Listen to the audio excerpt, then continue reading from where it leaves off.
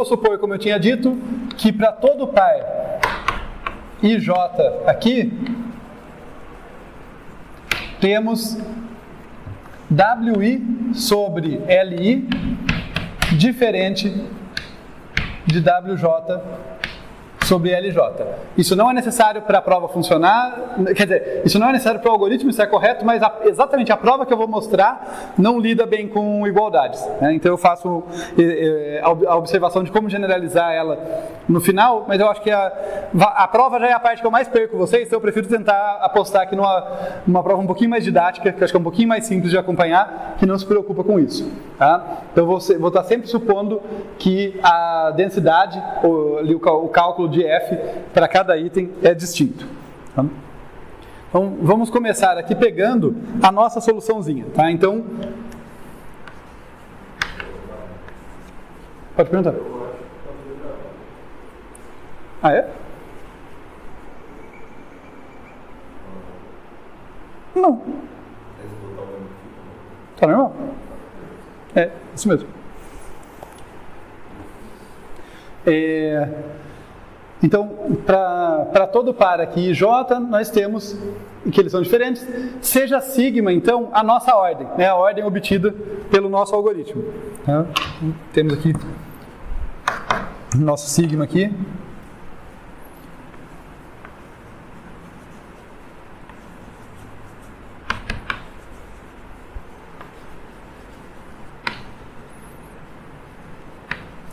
Pelo nosso algoritmo guloso.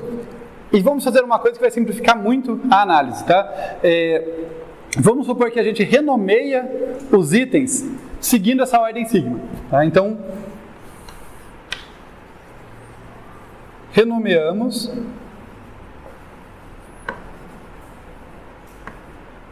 os itens de acordo com sigma. O que significa isso? Tá? Significa que o primeiro item, significa que o item 1 é o primeiro item que eu coloquei no escalonamento, o item 2 é o segundo, o item 3 é o terceiro e assim por diante. É um passo sutil, mas muito importante nessa hora, porque quem não está acostumado com prova lógica pode se perder nesse momento. Eu não estou supondo nada sobre a entrada, tá, gente? Os itens vieram na ordem que eles quisessem. Eu apliquei meu algoritmo, ordenei eles. Só para ser efeito de análise, eu estou falando, olha, agora que eu sei qual a ordem que eu coloquei eles, eu vou dizer que o primeiro item é o 1, o segundo item é o 2, eu só estou mudando o nome deles. Só porque isso vai facilitar na hora de argumentar, tá? Então eu estou dizendo que, olha, depois de renomear, tá? Não é a priori, não estou supondo que a entrada já chegou assim, nada assim. Depois de renomear, eu vou supor que W1 sobre L1 é maior do que W2 sobre L2, que é maior do que W3 sobre L3, e assim por diante, até Wn sobre Ln. Eu estou frisando isso porque, assim, provar coisas não é trivial, e eu lembro de coisas que eu confundia quando eu estava aprendendo isso, às vezes confundo até hoje. E uma coisa é o coração da prova, é onde estão os argumentos principais, outra coisa são recursos para simplificar a notação, porque quando a gente fica com contas muito complicadas, ali às vezes a gente não enxerga as coisas, tá? Então, eu poderia não dar esse passo e fazer isso aqui substituindo os subscritos aqui por sigma i. Então, sigma 1 é o primeiro cara em sigma, sigma 2 é o segundo cara na ordem sigma, sigma 3 é o terceiro. E isso valeria trocando os índices por sigma do número correspondente, percebe? Só que a notação ia ficar toda mais poluída e isso atrapalha para a gente ler. Então é só por isso que eu estou fazendo essa simplificação. Falando, olha, depois que eu ordenei, obtive a solução e tal, né, se ordenei segundo F de modo decrescente e tudo mais, eu vou renomear. Então quando eu falar do primeiro cara, não é o primeiro que chegou lá na entrada, é o primeiro que eu coloquei na primeira posição. Beleza? Então, só destacando isso, que é um passo que é só para simplificar a análise, mas se a gente não entende bem ele, parece que está roubando, né? Tá legal. Isso foi só o setup. Agora eu vou fazer aquilo que eu tinha prometido para vocês mesmo, que eu falei, olha, então a gente começa, né, a análise botando fé no nosso algoritmo. Quer dizer, eu vou supor aqui, por absurdo, por contradição, que existe um sigma estrela diferente do nosso sigma, quer dizer, esse cara fala, não vou seguir sua regra. Em algum lugar, pelo menos, eu vou usar uma coisa diferente. Né? Tal que o custo de sigma estrela é menor do que o custo de sigma. Né? Então esse cara aqui diz que é ótimo. Né? O custo aqui é equivalente ao que eu estou chamando de função objetiva até agora. Né? O custo de sigma é a função objetiva aplicada para sigma, é aquele somatório ali. Então, nesse ponto a gente vai tratar essa ideia essa ideia, me perdi, perdão. A partir desse ponto a gente está dentro do contexto da prova por contradição. Estou supondo que esse cara aqui não segue a minha regra, né? Não segue, em algum lugar ele viola a minha regra, pelo menos, e ele tem um custo menor e a gente vai mostrar que isso não rola. Tá? Quando a gente diz então que ele é diferente de sigma, não quer dizer que todo item tem que ser diferente, mas tem que ter algum lugar que é diferente. Tá? E é nesse lugar que a gente vai focar. Então, pensem comigo, olha, a minha ordem sigma tem primeiro o item 1, depois o item 2, depois o item 3, assim por diante. Né? A gente já sabe qual que é essa ordem. Se o sigma estrela tiver exatamente essa ordem, ele não é diferente, ele não está fazendo o que a gente supôs, né? Que é um cara diferente que consegue ser ótimo. Então tem que existir algum lugar que pode ser na primeira posição, mas não necessariamente. Às vezes o começo dele é igual, mas tem que existir algum lugar em que eu estava esperando que viesse o i, né, e depois o i mais 1 e assim por diante, e ele inverte, ele coloca alguém maior. Tá? Ou seja, tem que existir uma inversão. Né? Quer dizer, como sigma estrela é diferente de sigma, deve existir uma inversão. Isto é, algum parzinho, um par IJ consecutivo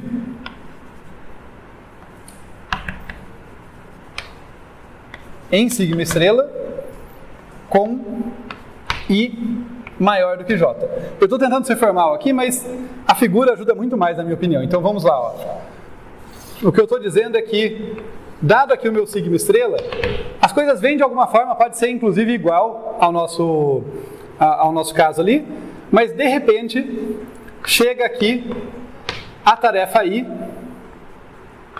seguida pela tarefa J, sendo que I é maior do que J. Ou seja, na minha sigma isso não aconteceria, não era essa ordem que devia acontecer, mas a sigma estrela é diferente e fez isso para mim. Tudo bem? Só isso que eu estou supondo. E meio que isso deve bastar para a gente mostrar o absurdo. Vou pegar algumas cores aqui e vamos entender por que isso leva em um absurdo.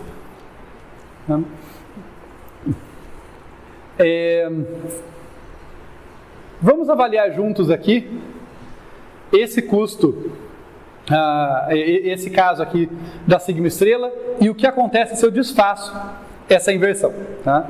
Então, como eu falei, desculpa gente, só um instante, parece que a cabeça está meio travada hoje.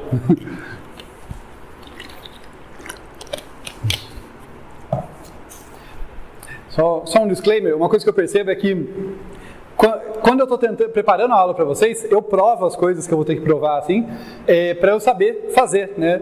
Só que às vezes eu fico tão refém das minhas anotações que parece que eu não encadeio as ideias. Então, vamos deixar o tablet para lá um instante e vamos conversar sobre isso aqui. Ó. Como eu tinha comentado, a gente tem que botar fé na nossa escolha. Então a gente tá de sacanagem aqui. A gente tá falando, olha, puro absurdo supor o sigma estrela, mas a gente não tá apostando no sigma estrela. A nossa intenção é mostrar que o sigma estrela fez bobagem, tá? O sigma estrela tem que ser diferente do sigma, então isso aqui tem que existir. Essa inversão tem que existir. Tá? Então esse é um ponto crucial para a gente não se perder aqui. A inversão deve existir. Beleza. Uma vez que existe a inversão, o que o nosso critério guloso diz pra gente? Pô, se o I é maior do que J, o nosso critério guloso diz que WJ sobre LJ é maior do que WI sobre LI. Lembra, a gente renomeou os caras seguindo o sigma, e o sigma segue uma ordem decrescente dessa densidade. Então, se o I é maior do que o J, quer dizer que ele devia ter sido colocado, segundo o nosso critério, deveria ter sido colocado depois, portanto, ele tem uma densidade menor, uma densidade para nós padrão pior do que do WJ, LJ. Certo? Isso faz sentido? E aí, eu vou dobrar a aposta, eu vou falar, tá bom, então eu vou desinverter esse negócio, já que eu julgo que o sigma estrela fez bobagem, eu vou desfazer essa inversão e vou calcular o que isso afeta a função objetivo. Tá? Se eu conseguir mostrar que isso melhora a função objetivo, reduz o custo, isso contraria a hipótese, por absurdo, de que o sigma estrela era ótimo. E daí a gente consegue fechar a prova. Tá? Então, vamos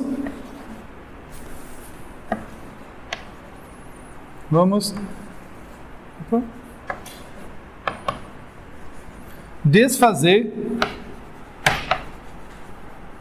a inversão IJ. Então eu tenho, vamos colocar aqui, ó, esse cara aqui eu vou chamar de sigma antes. É o sigma, sigma estrela antes, né? É o sigma estrela antes de eu desfazer a inversão. E aqui nós vamos ter o sigma estrela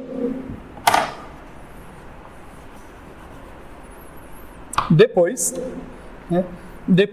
da gente desfazer. Sigma estrela antes, eu já desenhei, deixa eu só colocar esse cara aqui. E uma coisa que a gente vai começar a perceber é que, embora analisar algoritmo, provar corretude não seja fácil, tá? Essas partes de prova lógica costumam ser as partes mais difíceis do curso, começar a análise não costuma ser tão difícil, porque ela envolve você ir realmente descrevendo o que aconteceu e tentando quantificar. O que costuma puxar a nossa perna muitas vezes, quantificar é muito complicado. Quantificar explode na nossa cara, sabe? Remetendo à análise da aula passada, do algoritmo, está dando branco, do algoritmo de Kaiser, de contração, que a gente foi fazer aquela análise probabilística, e tem um momento que, miraculosamente, um monte de coisa corta, e daí a gente fica com uma coisa bem comportada que a gente consegue tratar, matematicamente. Tá? Se não acontece aquilo, a análise fica truncada ali. Tipo, a lógica até aquele ponto não está errada, mas a gente não consegue chegar numa resposta simples, limpa e bem organizada. E a gente vai ver aqui que, felizmente para a gente, essa mudança local, né, essa desinversão que a gente fez aqui, né, do sigma antes para o sigma depois, que a gente desfez a inversão em J, a gente vai conseguir quantificar o impacto dela. Tá? É essa parte que nos salva. Porque se ela explodisse na nossa cara, para quantificar isso, ia ficar um negocinho infernal, às vezes eu não ia concluir nada. Então, vamos ver aqui juntos, vou aproveitar as cores, qual que é o valor da função objetivo do sigma antes. Então, aqui o custo, né, de sigma estrela antes. Bem, ele vai ser o custo de todo mundo que veio antes aqui, né? Então remete à função objetiva, ó, peso vezes tempo de término. Tá? Então é um somatório de WKTK, tá? Não vou usar IJ por motivos óbvios, né? O I e o J já são caras especiais para mim, então WKTK para K, que eu vou chamar aqui antes de I e J, né? Concordo? Estou simplesmente pegando toda essa galera aqui, ó, todo mundo que veio antes, eu estou encapsulando aqui, olha, é a contribuição deles, o peso deles com o tempo de término deles, da galera que veio antes. Mais peso do I, WI, tempo de término do I, mais peso do J, vezes tempo de término do J, mais toda a galera que veio depois. Então um somatório parecido com aquele. Somatório WKTK, né, peso e tempo de término, para todo K depois de I e J. Ok? Concorda que isso aqui foi eu só destrinchei dando zoom para essa parte, né, dando maior relevância para essa parte, mas é a função objetiva que a gente já conhece. Beleza? Tudo bem, gente? Então, vamos ver como que fica o sigma estrela depois, né? Depois que eu desfiz a inversão, o que acontece? Então, o custo de sigma estrela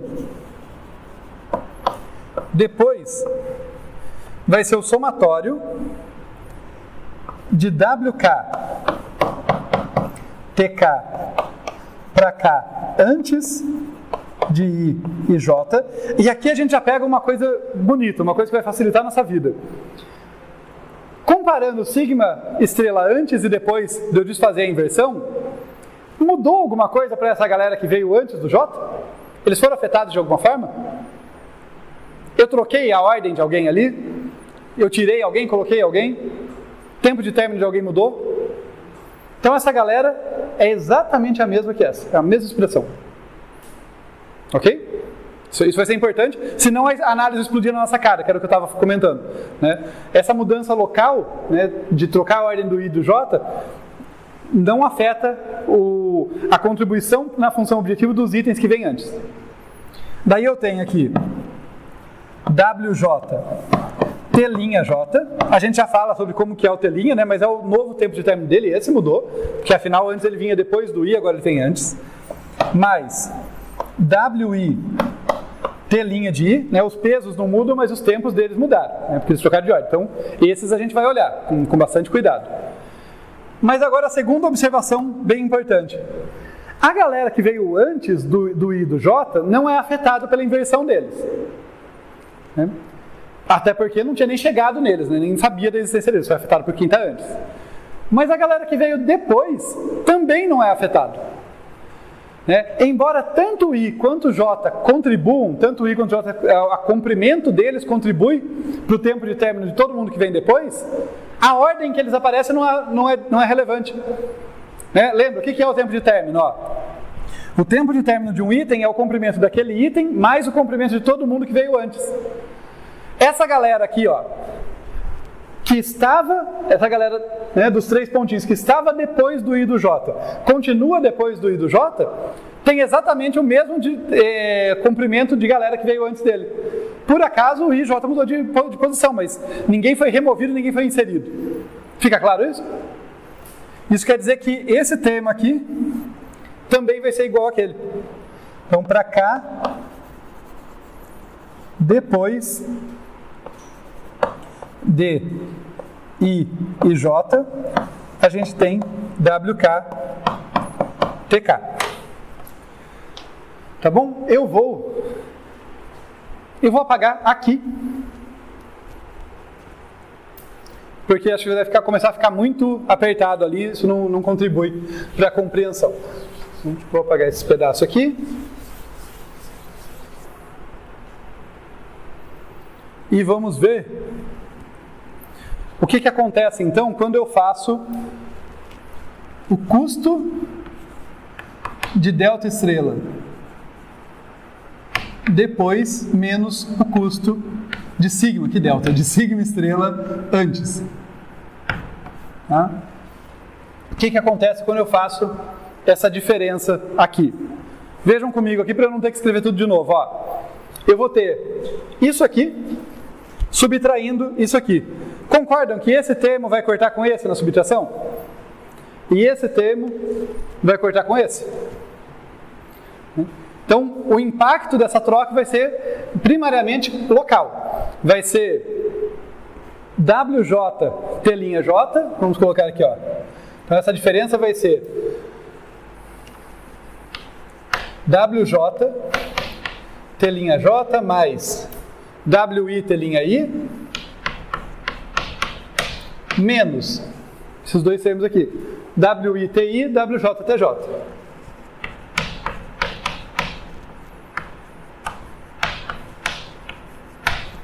Tá bom, já pelo menos não envolve o resto da galera, né? Só envolve os dois, mas ainda tem esses T's, né? E que esses sim podem envolver muita gente. Esses T's são a soma do comprimento dos próprios itens com um monte de gente antes. Então ainda tem uma coisa aí que não tá bem resolvida. Felizmente, vou aproveitar esse espacinho para a gente lidar com isso. Vejam o que acontece aqui, ó. O que é T'J.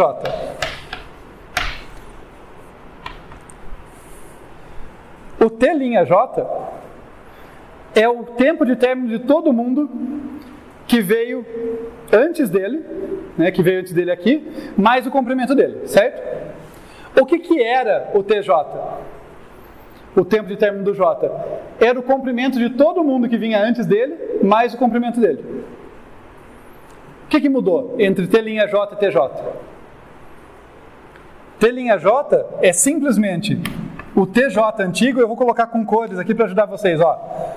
O TJ antigo, deixa eu pegar um laranja, ó. Ele estava aqui, ó. Esse era o tempo de término dele. Era tudo daqui para trás que contava.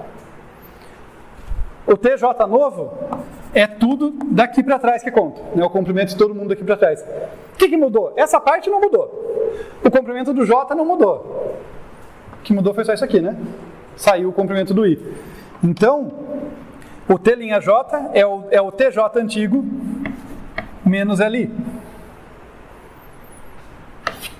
De modo semelhante, vou pegar o verdinho aqui, ó. O que é o T'I? O novo tempo de término do I. É o tempo de término do I mais todo mundo que vem antes. O que era o antigo?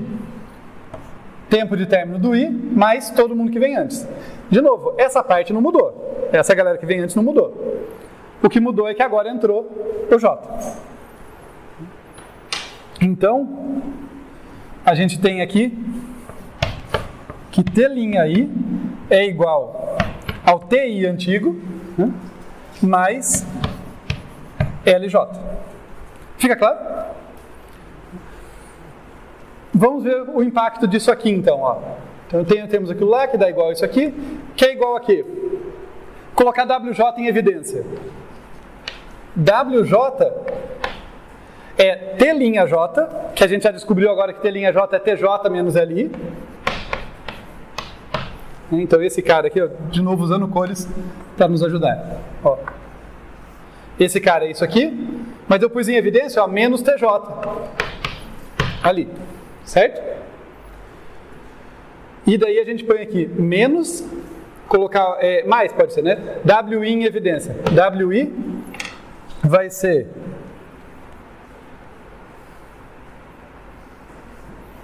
T'I. Quem que é T'I? TI mais LJ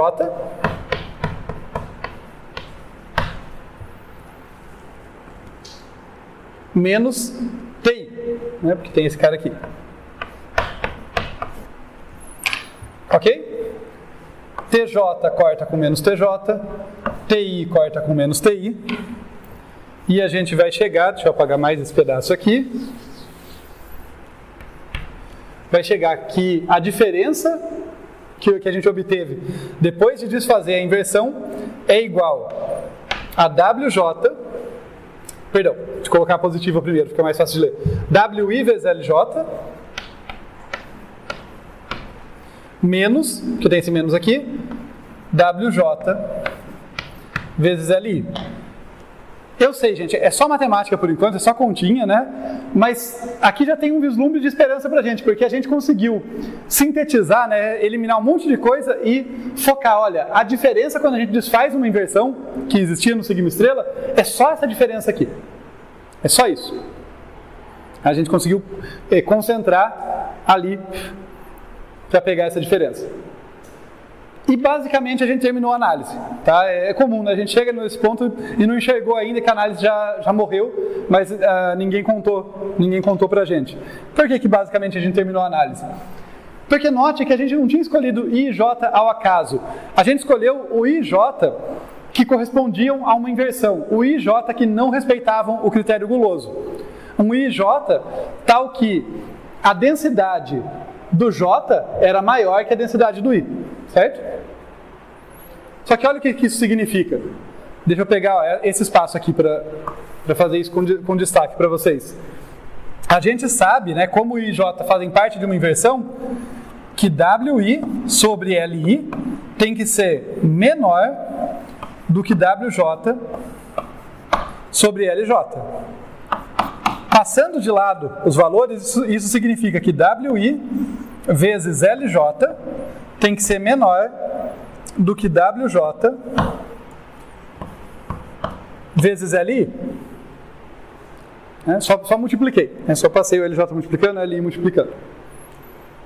Tá legal. Estamos aqui agora. Vou passar esse cara subtraindo, só para evidenciar mais ainda. WI vezes LJ menos WJ vezes LI é menor do que zero. Quer dizer, esse termo aqui envolvendo o WJ e o LI tem que ser estritamente maior do que esse aqui. Portanto, quando eu faço a diferença deles, é menor do que zero. Acontece que isso é exatamente onde a gente chegou, né? WI, LJ menos WJ, LI. Isso é a diferença quando eu desfaço a inversão. É o quanto varia o valor da função objetivo quando eu desfaço a inversão. E o que a gente descobriu é que isso é menor do que zero. Para ver se eu não estou perdido aqui sozinho nesse momento. O que significa isso aqui ser menor do que zero, gente? Fala de novo? Se eu somar um número negativo, diminui o valor. Como isso aqui é a diferença do custo antes, né, do custo depois menos o custo antes, isso está me dizendo que o custo reduziu. Isso aqui é o delta do custo depois de desfazer a inversão. O que a gente acabou de mostrar é que se eu desfaço uma inversão nessa sigma estrela pretensa ótima, que não segue a regra gulosa, o custo dela diminui. O custo da ótima pode diminuir? Se é ótima, não tem como melhorar ela, né? Então essa sigma estrela não é ótima. Chegamos ao absurdo. Então olha só, a gente supôs por absurdo que né? Que a nossa sigma não era ótima. Existia uma sigma estrela diferente e essa sim que era melhor, que era ótima. Tá? Aliás, deixa eu me desculpar aqui, porque eu não quero só supor que ela é menor do que ser de sigma estrela. Eu quero supor que ela é ótima. Tá? Entre parênteses aqui, mínima, né? Tem custo mínimo.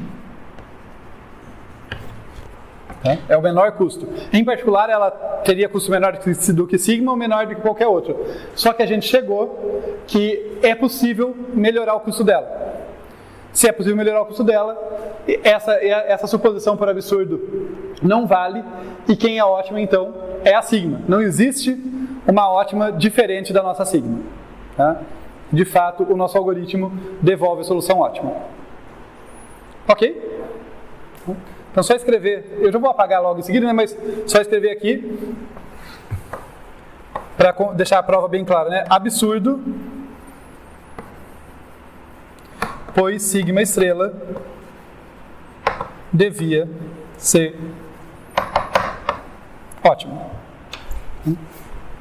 Só para fechar, gente, eu falei que... eu até acabei tendo que apagar aqui por falta de lousa, mas eu falei que a gente, para simplificar a prova, estava supondo que não existia empate, mas que o algoritmo funciona mesmo no caso de empate. Tá? O que acontece? No caso de empate, tanto faz a ordem, tá? dos itens que empatam, os itens que têm mesma densidade lá, mesma razão, peso sobre o comprimento, tanto faz a ordem e vai gerar soluções ótimas igualmente. Tá? O problema é que o meu argumento aqui envolve essa desigualdade estrita, né? Envolve quando eu desfaço uma inversão, eu tenho um estritamente menor e não um menor ou igual, senão a minha prova não fecha. Né? Porque se eu chegasse aqui e tivesse um menor ou igual, né, eu só estaria mostrando que sigma estrela não era a única ótima, mas não estaria violando a hipótese por absurdo de que ela era ótima. Então a minha prova não concluiria. Então, é um problema da técnica de prova que eu usei. Tá? Para ela funcionar limpinha, eu precisava dessa desigualdade estrita. Tá? Isso quer dizer que não dá para provar outra coisa? Não, dá sim. Só que daí a gente vai ter que fazer caminhos levemente diferentes. Ou a gente faz uma prova por indução, em que ao invés de tentar chegar numa contradição num único passo, o que a gente faz é que a gente mostra que, olha, pega a sigma estrela, vai desfazendo inversões, e você mostra eventualmente que você chega na sigma sem aumentar o custo. Então, só que esse vai desfazendo, claro que eu não vou fazer um monte de passos, eu vou fazer por indução, né? Eu vou mostrar que, olha, se eu estou a, sei lá, K inversões de distância entre a sigma estrela e a sigma.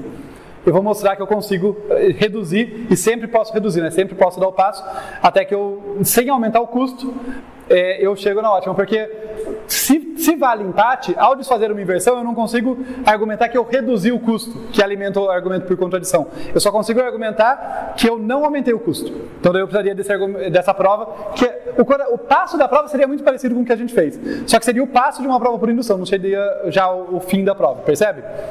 Porque eu teria que fazer esse encadeamento, né? Vou desfazendo, cheguei na sigma com o mesmo custo da sigma estrela, com um custo não maior do que o da sigma estrela, portanto a sigma também é ótima. Seria essa a ideia. Tá? Também daria para fazer por contradição, mas teria que fortalecer o argumento de algum jeito, sabe? Eu teria que supor, olha, não só a sigma estrela, eu teria que supor alguma coisa a mais aqui na inversão, né? Não só existir uma inversão, mas alguma coisa na linha de existir uma inversão verdadeira, uma inversão que não é só envolvendo um empate, né? Só envolvendo itens que empatam na densidade.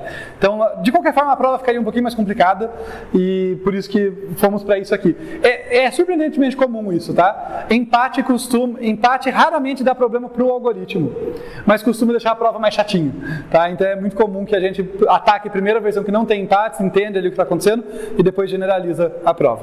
Tá? Tudo bem, gente? Só essa observação final. Eu acho que eu falei tudo que queria desse algoritmo com vocês, mas deixa só eu conferir aqui. Não, acho que é isso mesmo, gente. Alguma dúvida? Algoritmo, prova, análise? Tudo bem? Tá bom, então por hoje é isso, gente.